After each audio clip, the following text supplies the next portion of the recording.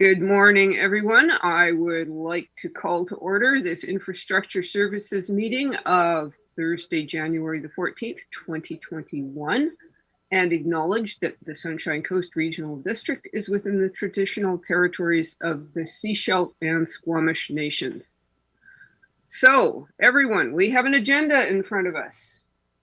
Fortunately, it contains no emergencies. Do we have first off, a motion to approve the agenda? The amended agenda?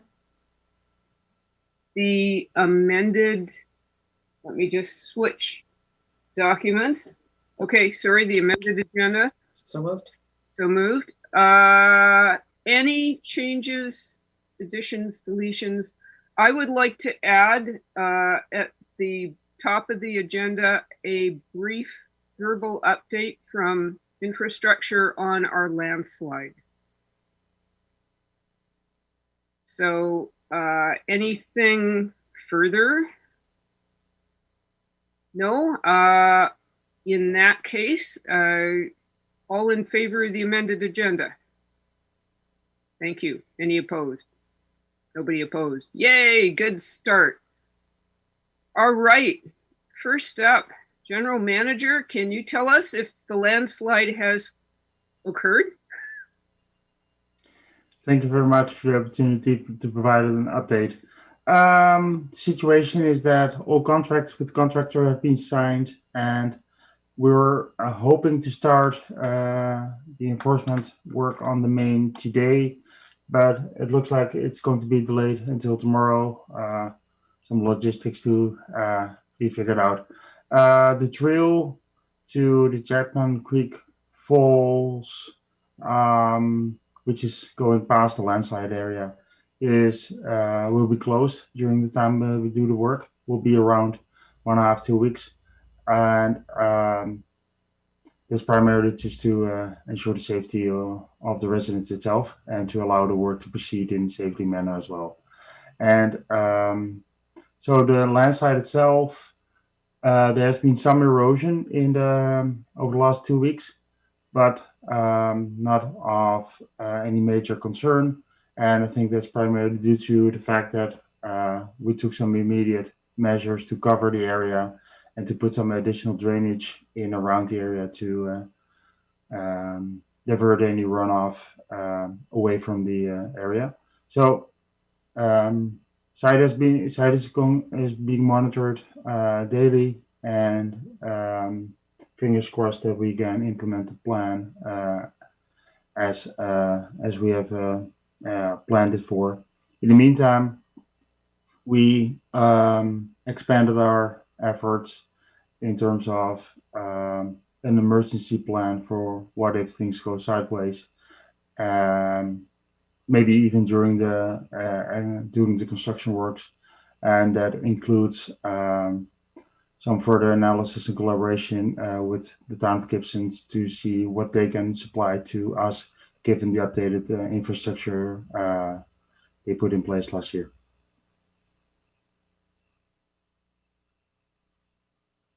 Any questions? Thank you very much. Do we have any questions? I am not seeing any hands, so thank you very much. Could we have a motion to receive all the reports and communications? Moved, seconded, all in favor? Thank you, that passes. So the first item up on our not amended agenda is landfill disposal bans for food waste and recycling. And I believe it's Ms. Cooper, you are up. Thank you, Chair McMahon. It's commonly known and previously discussed at earlier committee meetings that a large portion of the waste disposed at the Sechelt landfill and Pender Harbor transfer station are organics and recyclables. One of the options discussed by this and previous boards to maximize the reuse and recycling of these materials is regulating their acceptance at the landfill. Also, the expected landfill life could be extended if the disposal of these materials would be more regulated. The purpose of this report is to provide options for landfill disposal bans for food waste, food, soil, paper, and recyclables for the board's consideration and direction. So for consideration and direction are, well, which materials will be banned? Which sectors will the disposal ban or bans apply to? When would bans be implemented? When will the fees associated with enforcement of these bans be implemented? So to prepare proposed approaches and timelines, staff reviewed the preliminary engagement and implementation plan, as well as considered anticipated efforts for engagement, clarity with stakeholders, implementation at an operational level, and landfill life. So balancing these considerations with the availability of composting and recycling options for the residential and commercial sectors, the report outlines 3 options. To maximize reuse and recycling, the recommended option is the implementation of a landfill disposal ban for food waste, food soiled paper, and paper from all sectors. This option provides a landfill ban that would be able to be applied consistently at the sites for all loads, aligns with the regional organics diversion strategy, maximizes opportunity for increasing landfill life, and maximizes GHG reduction potential. And although landfill bans could be considered punitive, the overarching goal and priority is diversion. And that's to have all loads that arrive at our sites to not have any materials in the loads that could be diverted for recycling and composting. Thank you, and staff welcome the opportunity to answer any questions you may have. Thank you. Questions, directors? Okay, Director Toth. Thank you, Chair. Just looking at the dates being suggested here in the recommendations, I'm wondering, why January 1st, why July 1st? Is there any ability for us to move that up? I'm wondering if we can start the education phase of the ban July 1st this year and start the actual financial penalties January 1st of 2022. Staff, please.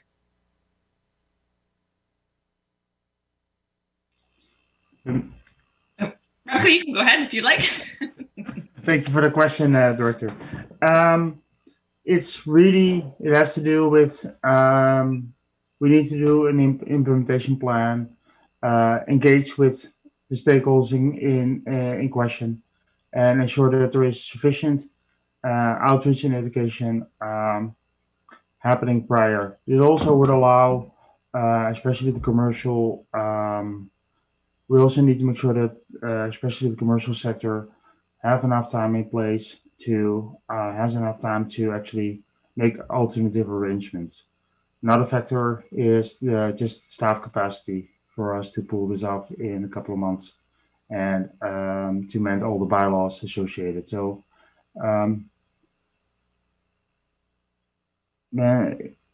Robin, anything to add? Thanks, Remco. I think you've covered it. I mean, really, there could be an opportunity to move up the education phase instead of starting January 1st, perhaps September, October, November. So there is some minor adjustments, but I think Remco covered the rationale around why the dates were proposed as they are in the report. Thank you very much. I see Director Seegers. Thank you. Another consideration is that the District of Sechelt and SIGD have not implemented composting, curbside compost collection yet, or organics collection.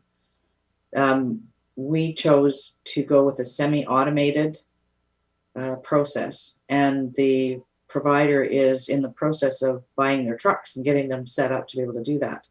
So we've had to delay our implementation, which means, I don't have a date at this point, sometime this year, hopefully spring. But if we were looking at implementing something like this early this year, or even by September, I don't know if that gives our residents sufficient time to be able to kind of get on board and us to work out our whole process.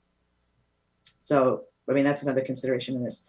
One question I have in this is, if we actually look at putting a ban in, how do we actually monitor that? Because most people use black garbage bags. I do. I use black garbage bags. Nobody knows what's in there.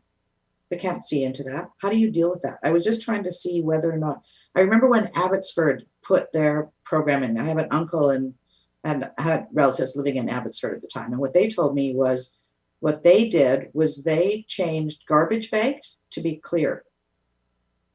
So clear garbage bags, you had to use clear garbage bags. It wouldn't be picked up if it wasn't clear.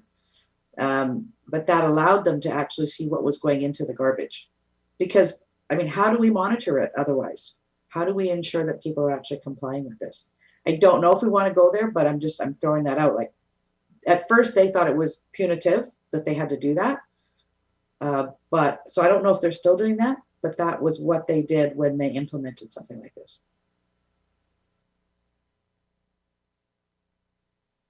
Thank you. All right, Director Beamish. Just a question on the commercial side. All of our apartment buildings and townhouses are commercial pickup. And so they have already, in terms of the developments of those sites, got compounds where the bins are all stored and built into their development sites.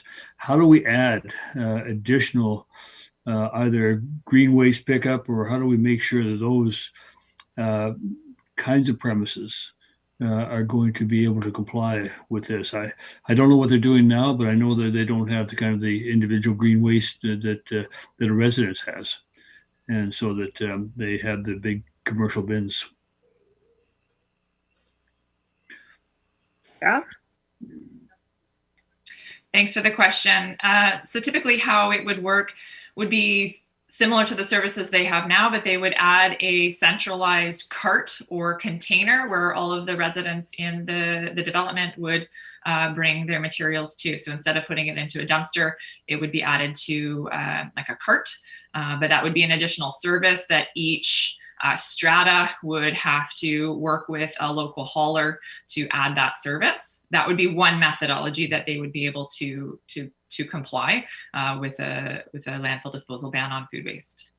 And they have to expand their storage area for their garbage storage, which most of them are fairly tight already. Okay, interesting. Thank you. Next, I see Director Ties. Thank you, Chair. I had the same clear bag question that Director Seegers had. I'm also wondering if if at the landfill, if there's how the on-site attendant that monitors the loads, whether they have like a downward-looking camera that they look through, or is it more like, oh, it looks like, kind of like what kind of systems are in place at the landfill? And regarding Director Beamish, I'm wondering if on top of, asking people to pick up the food waste, maybe there should be some sort of expansion or actually offering a system where maybe larger complexes can put some larger scale composting facilities in place, rather than having to haul it, that they can compost on site. I know there's scaled versions for depending on volume that are commercially available, and maybe there's something that we can incentivize in that direction. Staff? Thanks, Chair. Just to add to sort of a couple of the questions or comments related to how it would be monitored, the report does outline that a limitation is how that material is arriving at the landfill and the transfer station. And, two of you have already brought it up, and that's regards to the black bags. Staff, there are no mechanisms at the site in terms of cameras or things like that. So it would be manual observations from staff or our on-site operator. There would be some opportunity, depending on the type of load or how it's brought in, to either cut open or do samples of bags. When self-haul loads are brought in, those are definitely easier for waste screening. A clear bag is an option should the board wish to pursue it. But as opposed to implementing clear bags, say for a curbside program, it would be probably best implemented as a requirement of the site. So if you brought materials to the Pender Harbor Transfer Station or through to the Seashell Landfill through our bylaws, it could be regulated that way. And then that would result in all garbage, whether it's produced from the commercial or the residential sector, could be brought to the sites in clear bags.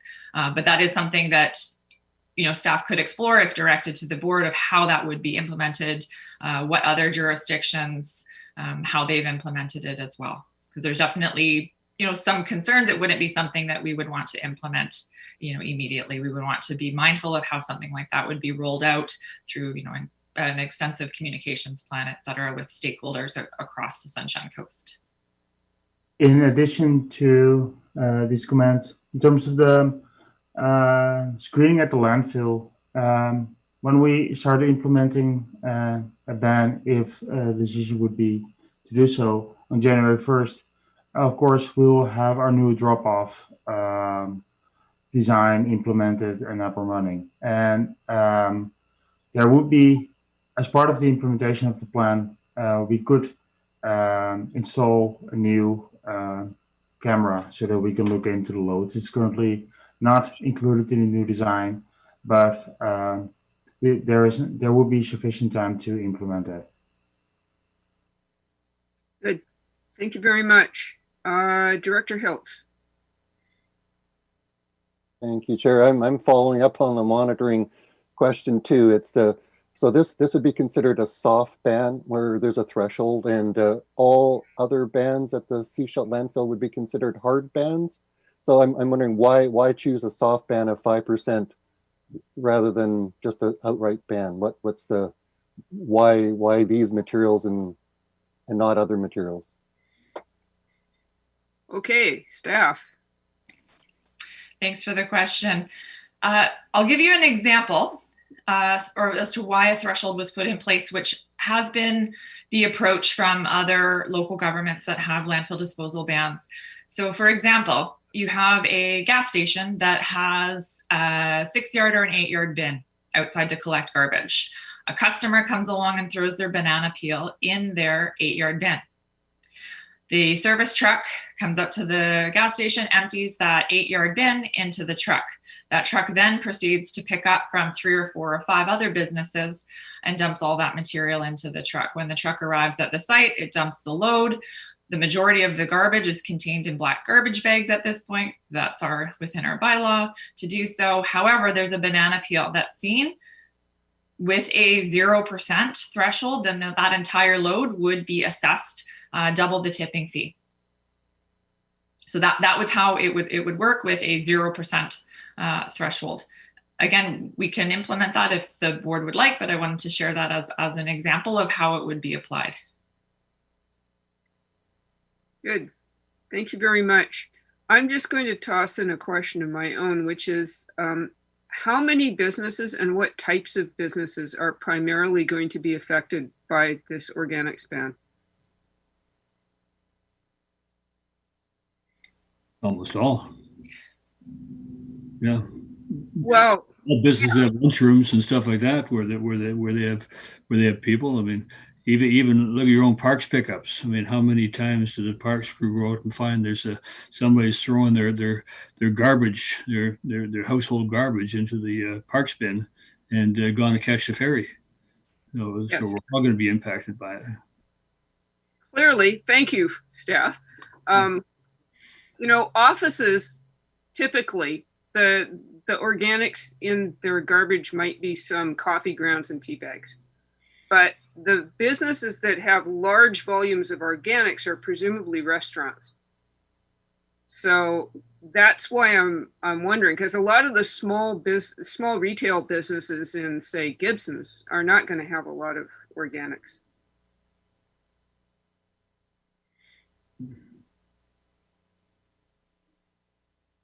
Is that a question? Yeah. Okay. I think it's grocery stores are one, restaurants, coffee shops, everything related to food. Robin, anything to add? So if I can the overarching sort of question is who does this apply to, and possibly how would they comply?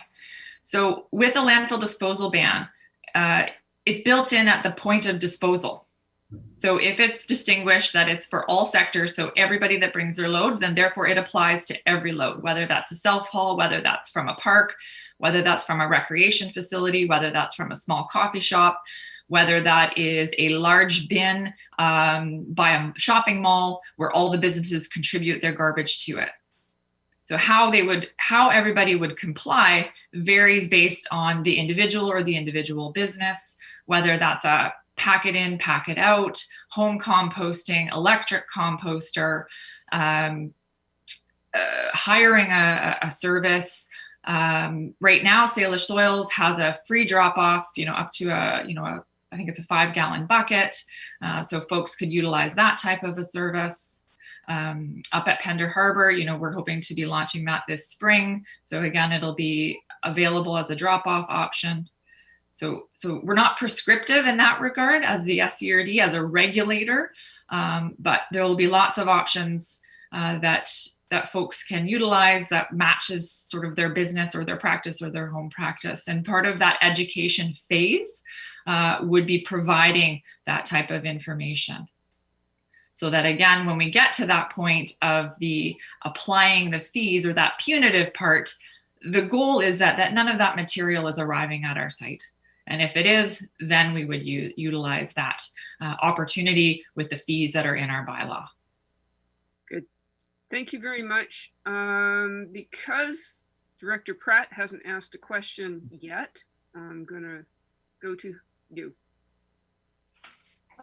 Thank you, Chair McMahon. I will also note that I believe Director Hiltz may have a follow-up question to his previous, I saw us waving his hand, so I'll just flag that for you.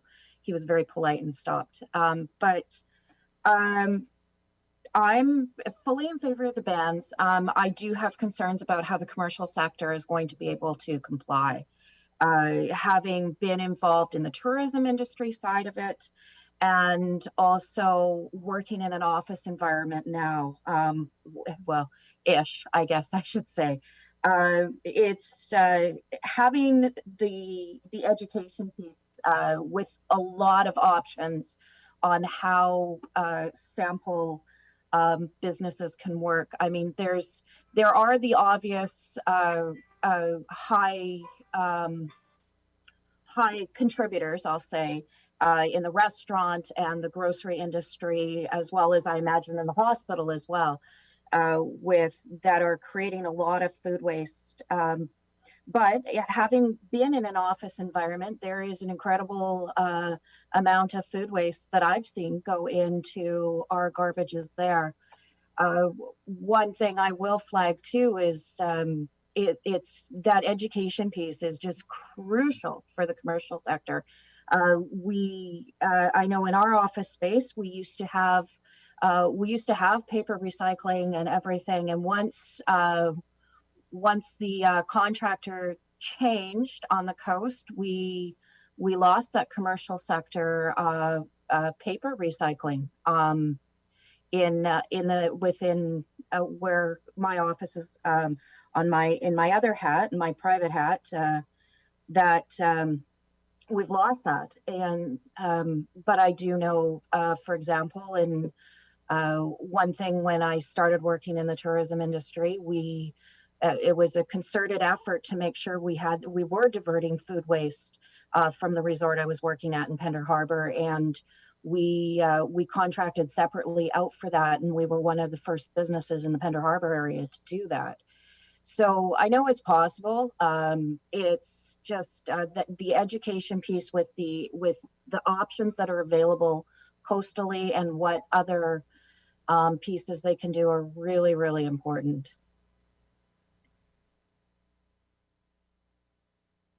Okay, that wasn't exactly a question. I'm sorry, Director Hiltz, did I miss you? Did you have a follow-up? Yes, I did have a follow-up on the threshold. As staff suggested, a one banana peel would cause a rejected load. So would one piece of cardboard or one propane canister also cause a total rejection because those have no threshold on them. They're a hard ban. So I'm looking at the consistency between the various bans and how people would interpret those. Staff? Thanks for the question. There's also a difference in the material type and the ability to remove it. So what happens is if somebody brings in a load with cardboard, they're given the opportunity, would you like to remove your cardboard? Or where would you like to be assessed the fee? And then if it's possible, staff or the operator, depending on where this load is being handled, will remove the material, and then there's additional fees that can apply. The same would go with a canister. But yes, if there was one propane tank and an entire load and it was not possible to remove it, then it would apply to the whole load. Whereas food waste, food soiled paper, or office paper, or the box board and printed paper, which is being suggested for the ban on paper, that's not very likely that when that load comes in mixed, that there's the ability to remove it. So that's also considered in the thresholds. Great, thank you. All right, Director Beamish, you've been very patient. Yeah, no, I just come back to what Director Pratt was saying, and that comes to the educational piece. I think that's going to be very critical. The and targeted education, like on stratas. I'll come back to that because it's an example I see often in the town here, where we have stratas with their bins and their compounds, and we're trying to push people to lock their bins up and put fences around them, and that being the case, they're going to need more space for separation in a lot of them, and they don't. So it could be reduced parking areas and different things. We need to kind of have an opportunity to look at that in our zoning as to how we can accommodate those changes. So that is very important to target that education-wise. What options are available for stratas? Some are very limited, especially when those bins are in an underground parking area or something like that. So. Thank you.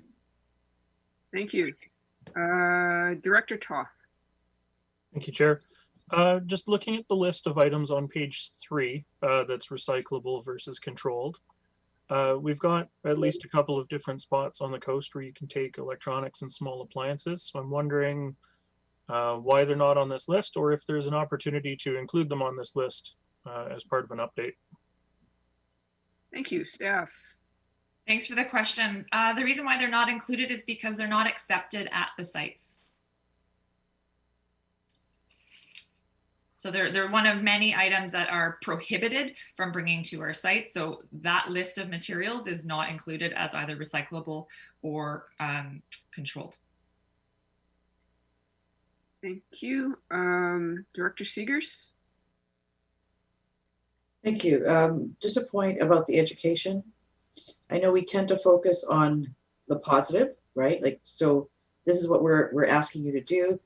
I think we also need to include information on the implications and cost to the landfill of not diverting. So I think we've been open with the public saying we have about 6 years left. One of the reasons why we're doing this is we want to extend the life of our landfill. Mm-hmm. And it is costly if we don't do that. So that has to be part of the message so that people know we're not just, we just didn't pick this out of a hat and say, this is what we're doing. This is why. And then if there are no other questions, I'll make a recommendation with a slight modification, but we have a speakers list yet. There is at present nobody else. Director Ties is on the list. Well, it's funny, I was actually going to move the recommendations with a slight modification, so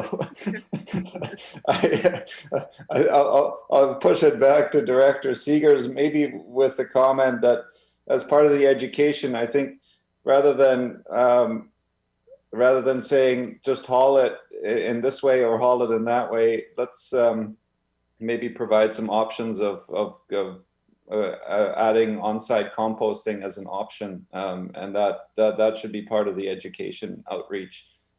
I don't really care whether it goes to sailor soils or not. I think it would be better for it to be composted on site anyway.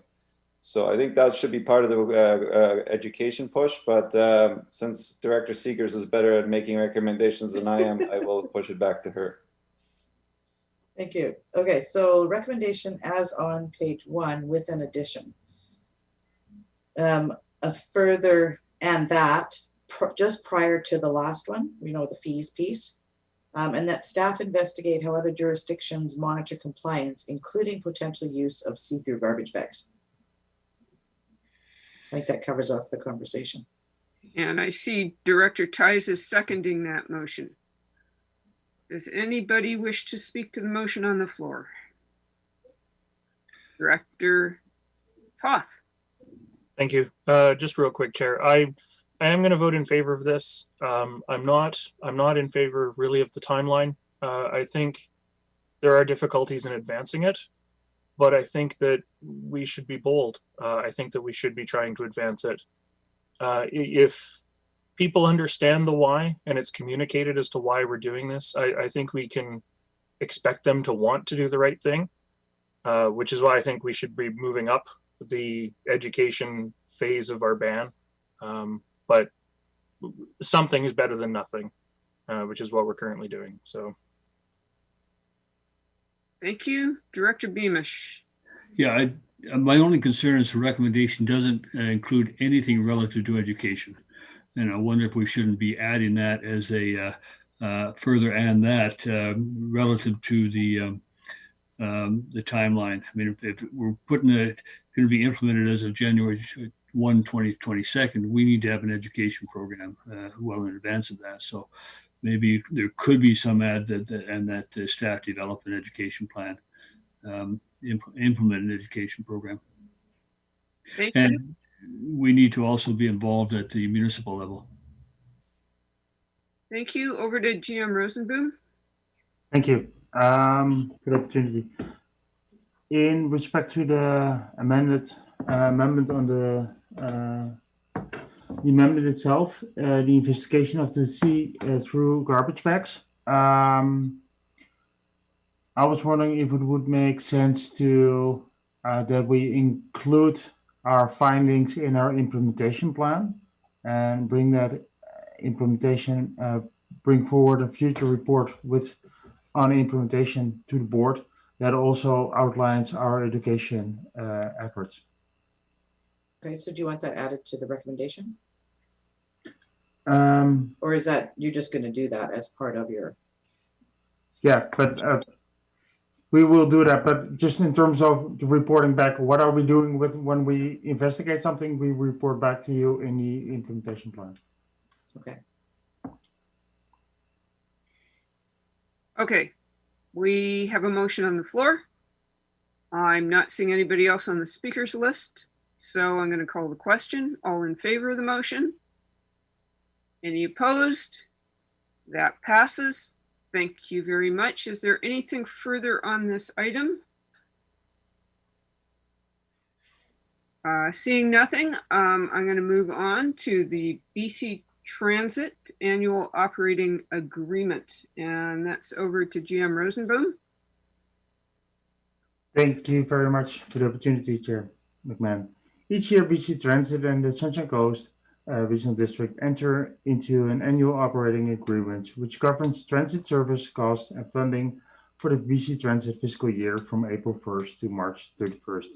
Under the Federal Safe Restart Program, the federal and provincial government have committed to provide $80 million in support of transit services in BC. The funding amount was based on forecasted fare revenue losses and COVID-related expenditures between April 1st, 2020 and March 2022. So it's also looking a year ahead. For the SRD, the Safe Restart Fund amounts to $814,614. In order to accept that funding, an amended AOA would need to be executed by the end of this month. It should be emphasized that with accepting this Safe Restart Fund, the SRD is committing to returning to pre-pandemic service levels for the transit system and only implement minimal rate increases for the upcoming years. This report summarizes the operational and associated financial impacts that the pandemic is having on our transit system and seek direction on the execution of the amended AOA for the year 2020-2021. More information on the current fiscal status, financial status of the service, and a financial outlook for 2021 will be presented at next month's committee meeting. And staff will be more than happy to answer any questions. Thank you. I just have a quick question. So we're committing to go back to pre-pandemic service levels by when? That is currently a discussion between us and BC Transit. BC Transit is, the report outlines some challenges we're currently having with finding enough drivers, and that the ridership currently on the coast is also not such that it really would require that it would trigger us to go back to pre-pandemic service levels in order to provide good customer service.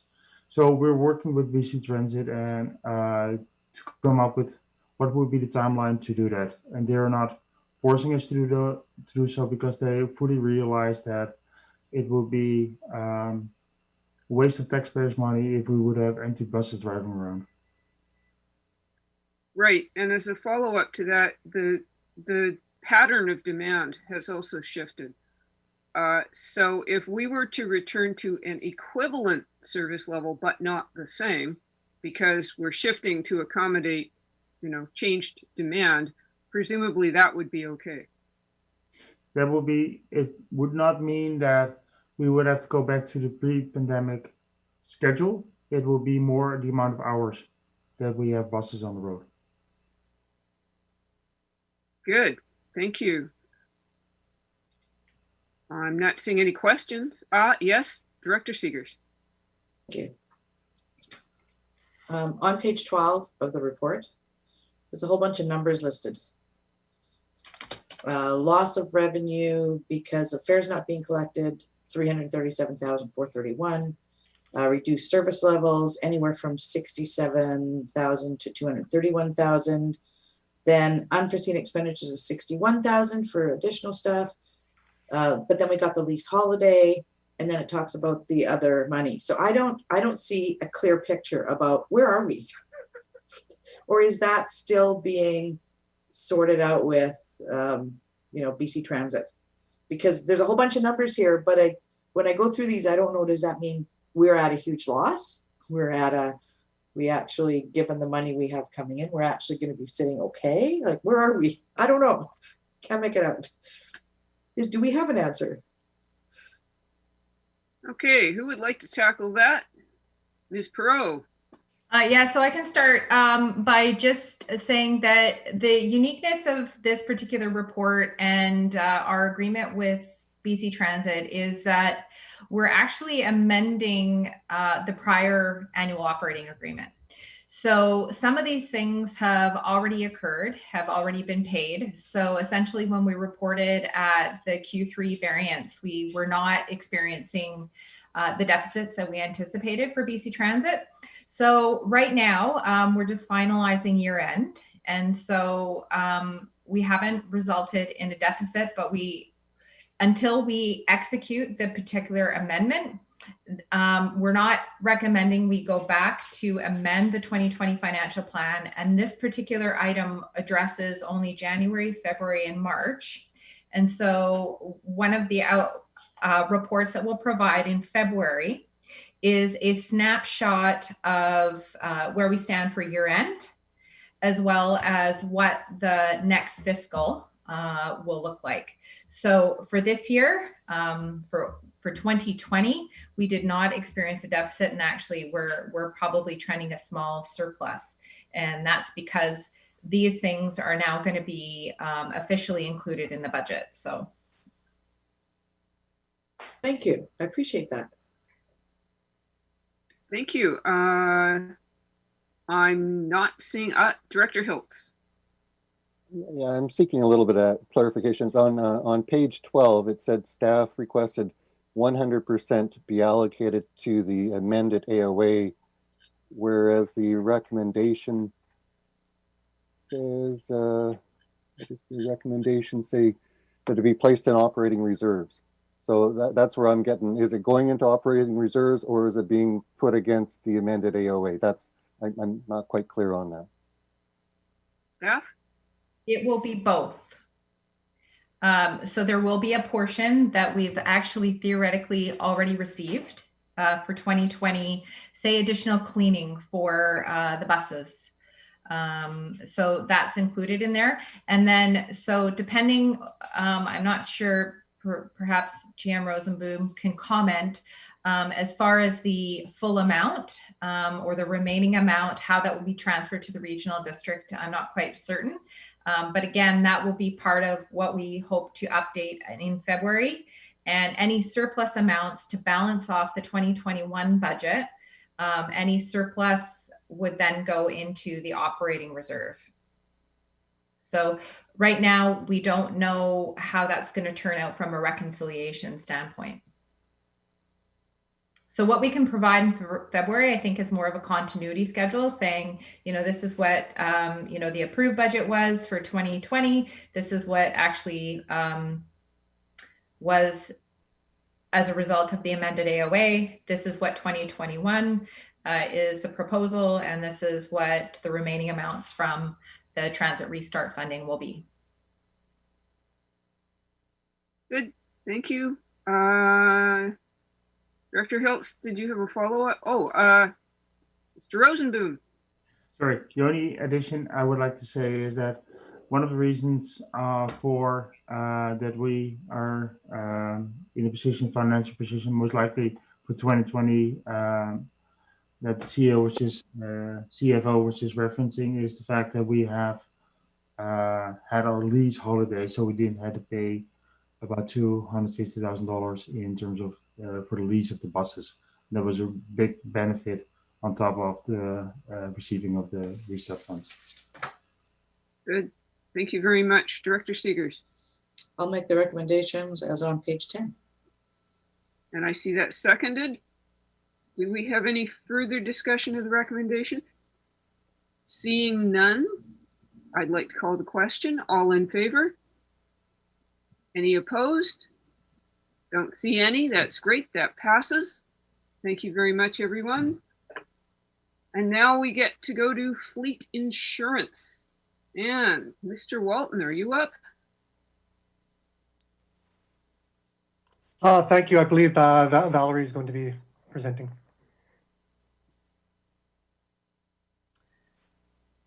Thank you, Chair. The fleet insurance covers all SCRD vehicles.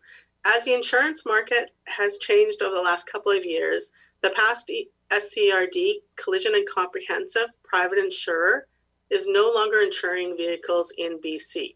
Staff and the broker have looked at other insurers and found that insurers just don't want to currently take on new fleet policies for comprehensive and collision. The option for fleet is to put the comprehensive and collision coverage with our regulatory basic insurance provider, ICBC. Although ICBC's basic required insurance has gone up over the last few years, the collision and comprehensive premiums have come down over this year. Going forward, reporting for our fleet coverage will be included with our annual November CAS insurance report. Thank you. Staff is available to answer any questions you may have. Thank you. I see Director Ties. Chair, and thank you, staff. I do want to point out that there's an amended agenda that shows adjusted insurance rates that incorporates, I think, the private private part of it. So just for those in the audience, and then my question is, when we're moving to no-fault insurance, I think it's February or March, do we expect to get a refund on our insurance premiums? Thank you.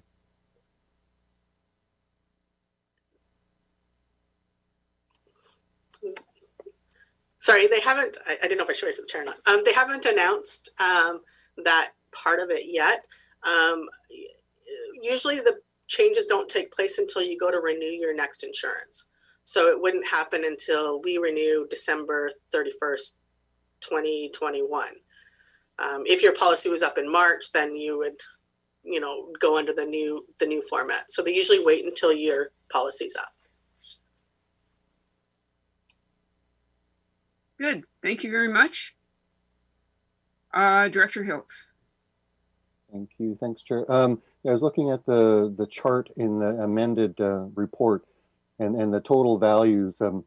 So the total value for this year actually goes down over 2020. So I guess what I'm wondering about is the blend between ICBC and private. Is that a procurement to try to get the best value by doing the blend, or like it looks like ICBC gives the best deal in maybe in the past too. So I wonder what is the benefit of the blend between the private and the regulatory insurer ICBC?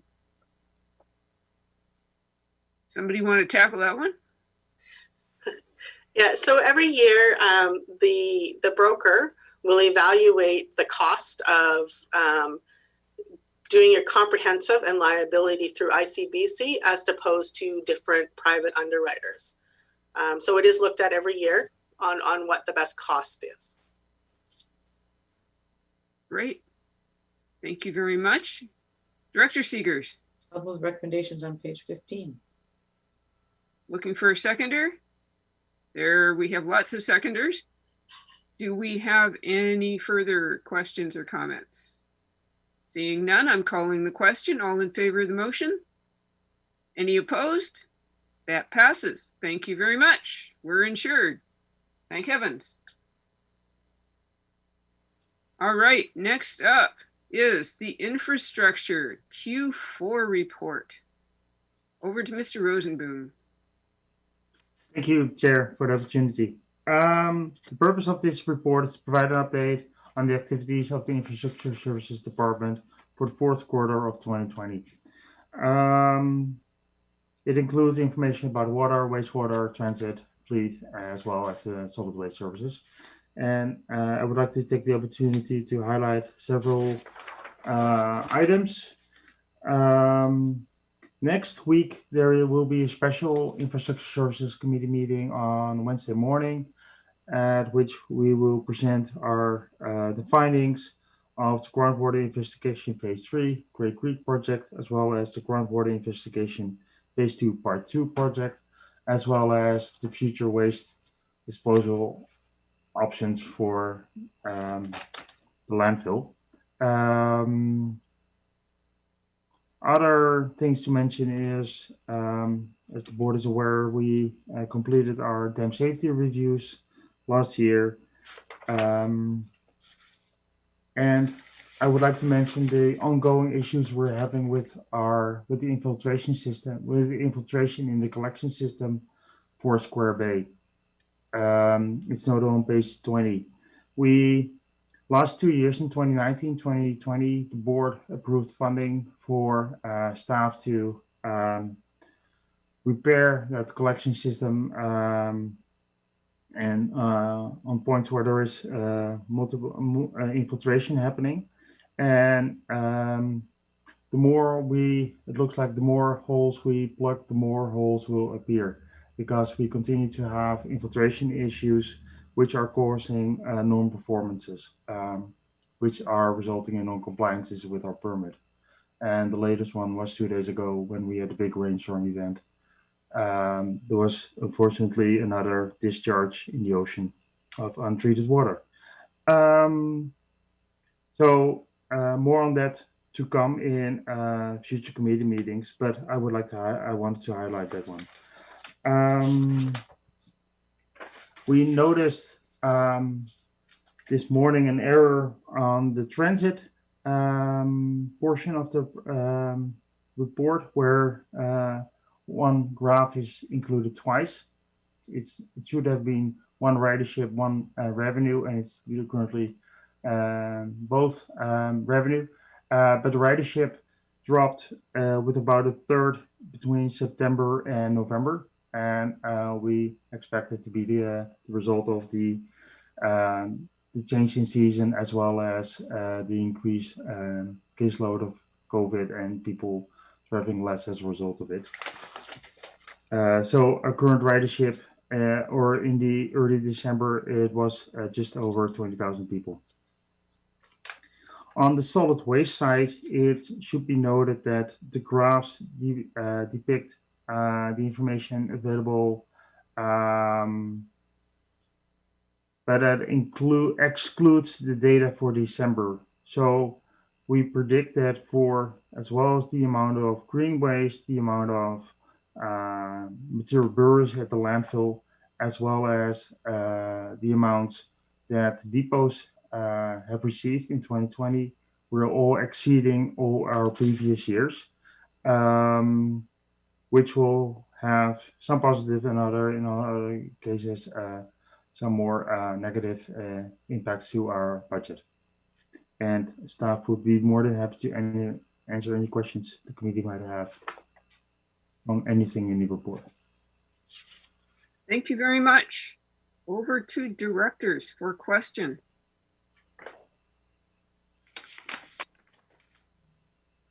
Look at all us being quiet.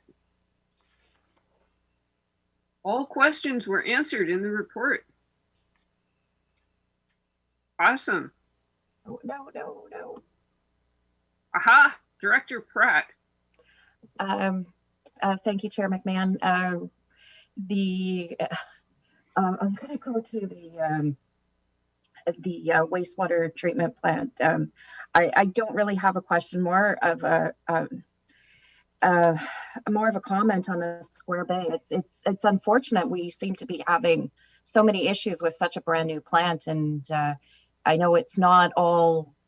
I know it's not all related to the update. Some of it is just it becomes a comedy of error. Or I don't want to say errors, but it's like everything snowballs. You one thing happens, and then another thing that's unrelated to the other thing happens, and then you end up with a king tide. And then because of the level of the plant, and so it's one of those. It's one of the newest plants in our system, and it's just so unfortunate to have so many things happening with it. So it's Barbara, thank you for the comment, and it's totally fair. It's unfortunate that's happening at Square Bay, and one lesson we learned from Square Bay, and that we're trying to not make at Wood Creek at the moment, is that in Square Bay we upgraded the plant, and when we developed the design, it says we were focused on the plant. However, we didn't look at the infiltration in the collection system, and that's now biting us. And in Wood Creek, that's why in Wood Creek our scope currently includes what do we need to do on the plant and what do we need to do on the infiltration system, because one cannot function without the other. And the situations are similar in the sense of that there is an older treatment facility and an older system, and only fixing one of the two is not addressing the issues, and that's a lesson we're learning the hard way in Square Bay. And what we're seeing in Square Bay is that the expected lifespan of the collection system might not be what we predicted that it would be given. It's just the way it's installed, the locations it is installed, it is very subject to roots from trees and other forces impacting it. And that's what it is, and that's what we have to deal with at the moment. Okay. I don't want to go down too much of a wastewater manhole here, but this is certainly a conversation I'd like to continue with GM Rosenboom, maybe after another point, in how we communicate this out to the community, because they're very engaged in that area, and yeah, so it's an interesting spot, but I'll take us out from that manhole. Thank you. I just wanted to mention that I am signed up, as I hope everybody in this meeting is, for the monthly water use updates. and I really like them. I find them very, very educational to find out how much water my household actually uses. And so I hope that lots more people keep signing up for this so that we can educate all of us about how we use water. Director Toth. Thank you, Chair. I am not signed up for the monthly updates because in the district of Seashield, I don't have a water meter yet. I do have one personally and I'm tracking my numbers, but just wanted to flag that not everybody's got a water meter yet, and looking forward to seeing that moving forward soon. Thank you, and I'll be happy to exchange numbers with you anytime. So, thank you, everybody. That would appear to conclude the Q4 infrastructure report. The next thing on our agenda is the PMAC minutes. I do not see any actions arising from these minutes. Does anybody have any comments, questions, follow-throughs? Okay, next thing up after that is the WASAC minutes. And the question was, do we need any follow-up on recommendation number 3? Or is that just gonna, do we need to make a motion here at the board to recognize the request by WASAC to get updates on water-related public engagement activities at every meeting? Director Toth.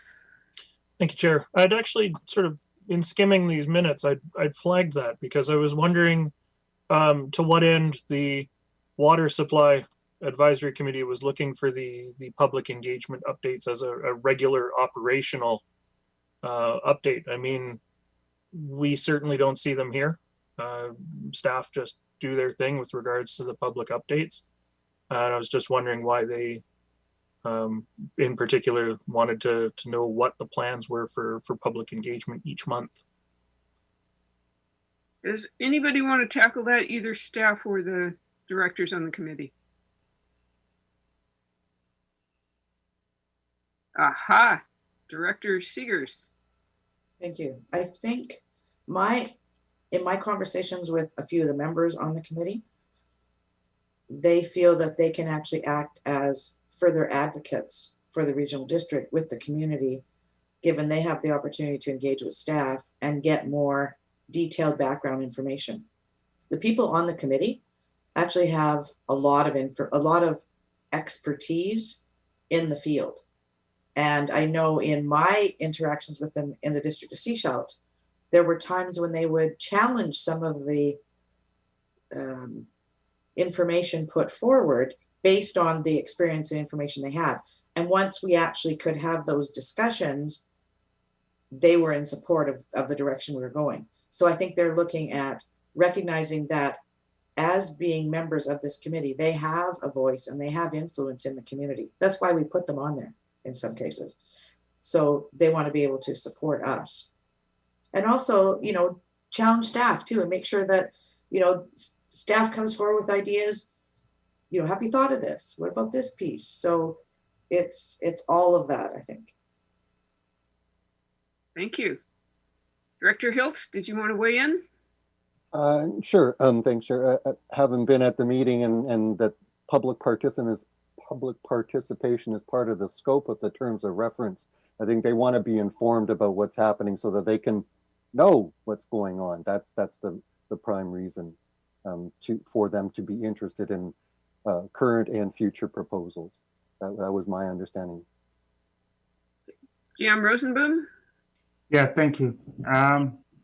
Staff are currently providing monthly water supply updates to the committee. That's something that they asked us to do, and we're doing that. So what we're doing is we're providing them with an overview of where we're at in terms of all the projects related to water supply and water conservation. And we're not disclosing anything that's not already known to you, but we're providing them with verbal update. They requested through recommendation if we could do the same thing on the public participation side. I'm more than happy to do that. We're more than happy to do that because we see the benefit of it as well. Because, and this is response to remarks from Director Seegers. It's also keeping us up at our toes in terms of, is our messaging effective?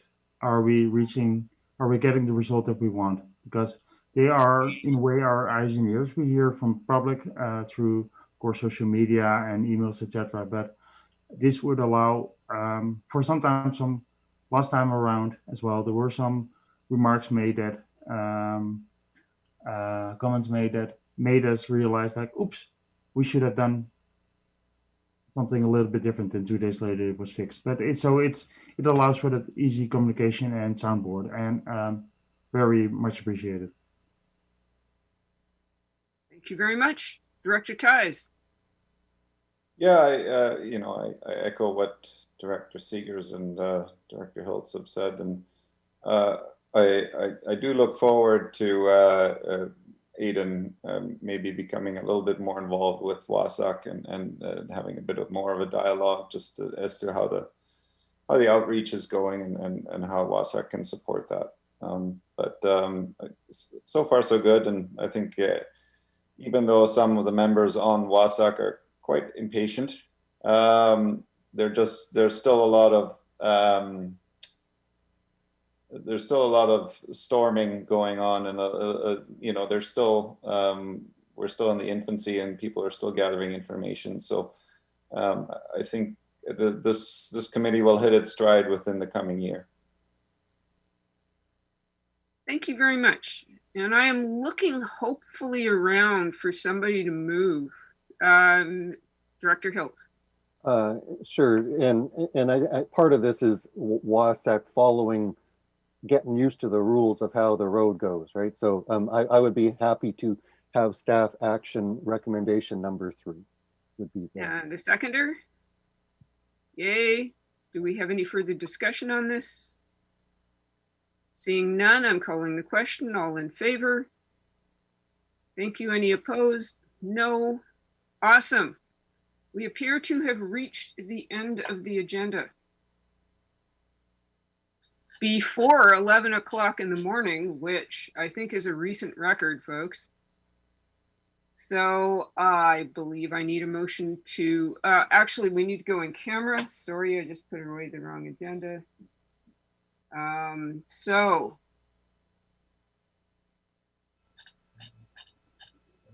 I would like to see a motion that the public be excluded from attendance at the meeting in accordance with section 91K of the community charter.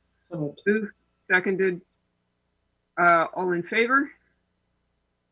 Any opposed? None. Good. Thank you. So at this point, before we go in camera, are there any questions from the public? Aha, I see a question. Can Mr. Jesperson, I've clicked on allow to talk. Does that work? Hi, can you hear me, Donna? I can hear you. I'm just wondering on item 2, it was passed. This is about the landfill issue, but it was passed with a modification, and I didn't actually hear it read before we voted on it. Did it pass with a modification, or did it pass as recommended by staff? And what was that modification, if there was one? I can say that. We added in, and that staff investigate how other jurisdictions monitor compliance, including potential use of see-through garbage bags. Thank you. Thank you. Okay, in that case, we can move in camera. Let's take an 11-minute break. Is anybody up for that? And resume at 10 minutes to 11. Is that good for everybody? Okay, see you at 10 to 11.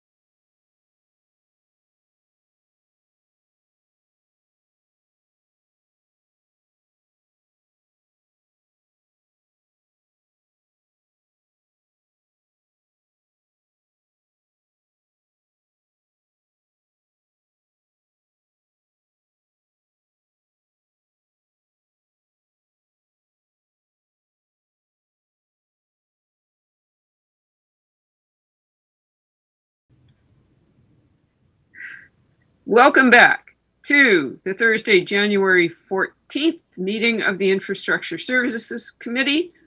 We are finished all of our business today. Do I see a motion to adjourn? Moved, seconded, all in favor?